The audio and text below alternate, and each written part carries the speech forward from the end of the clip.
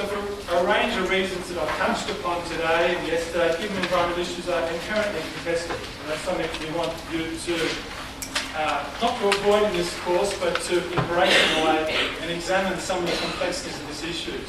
So towards the end of the course, we're going to have a tutorial based around the incident portrayed in these photographs. So in 1999, I spent a semester living in Seattle, in the west coast of the United States, in Washington State. And the Makah people here are killing their first whale in 70 or 80 years on the right-hand side. They fought for a decade for the right to hunt whales, and you can explore this in more detail in your tutorial. They signed a treaty with the US government in the 1850s on the condition, they said they'd come in and live in this reserve on the condition they were allowed to keep their culture alive by hunting whales.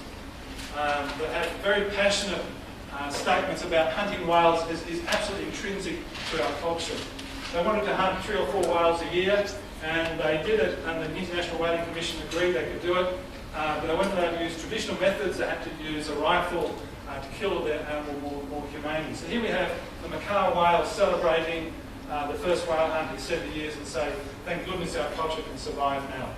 But this whaling movement was opposed by some scientists, it was supported by other scientists who said this particular species was in plague proportion. It was supported by some environmentalists, but you can see the Seawolves group on the left coming out of the court case in Seattle above a photo of them actually trying to stop the hunt. And they were heard to shout to the locals, go home. And the locals thought this was very funny, people from California coming up 1,000 kilometres telling locals to go home and not hunt something that had always been hunted. Greenpeace lost a lot of credibility in my eyes about 15 years ago. They've got much better policy now. And they said no one in Australia should be allowed to kill any kangaroos. At this time, I was living with Aboriginal people who relied on kangaroos for about 30 to 40% of their protein. So the warning is that blanket statements or solutions are often very culturally insensitive. Australians don't like to be told what to do with kangaroos. Other cultures are sensitive about being told what to do about their use of cultural resources.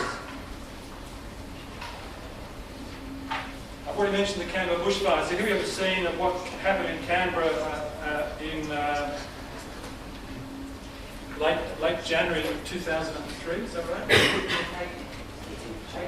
18th of January. Peter Konoski, you saw yesterday, I won't forget it because he got married that day. And he was getting married in the Parliamentary Triangle, and I was there, and there was these branches falling out of the sky about this thick of light. So those who live in Canberra, it's hard to describe what it was like. But today it was 40 degrees and there was a 100k wind bringing a fire down from the mountains. And this fire here, you can see, is 3 or 4 times higher than the 12-storey building there in Woburn. Very, very intense fire that moved into the suburbs and destroyed 500 houses. And the interesting thing was this fire was blamed on lots of different things. So poor National Park management was blamed, poor pine forest management was blamed, poor ACT suburb planning was blamed, poor firefighting equipment was blamed. The Sydney Morning Herald had a long article about Canberra being a socialist enclave. We deserved it somehow. But there was very little analysis of the role of global climate change. So there's a link there to a radio program which was actually broadcast on Radio National 6 months before that, saying we're in the driest drought of all time and we're going to have serious bushfires this summer. This severe drought, they were arguing, and many people agree now, it could be attributed to global warming. So we have all these sort of silly things that we blame the fire on, but we often don't sit down and look at the fundamental underlying things that might be causing the problem. Okay, so just to give us a break, I'd like you to do something in small groups. So you're going to need to move around. If you haven't read this article, I'd like you to do so. It's a form of group of 4 or 5 people you don't know.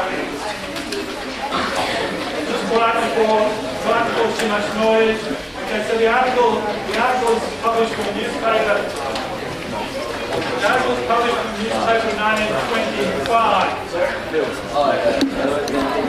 Quiet please, sorry, I should have said this first. Quiet please.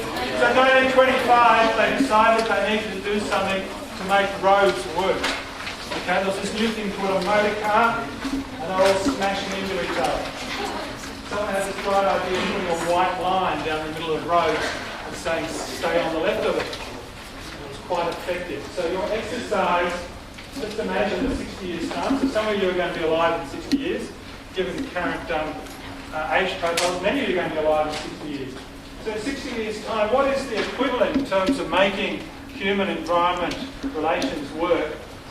One simple idea that you guys had as a brainwave back in 2008 that's changed how we've managed human environment resources for the last 60 years. Okay, so you're an old people's home, you're looking back, what is this white line rule?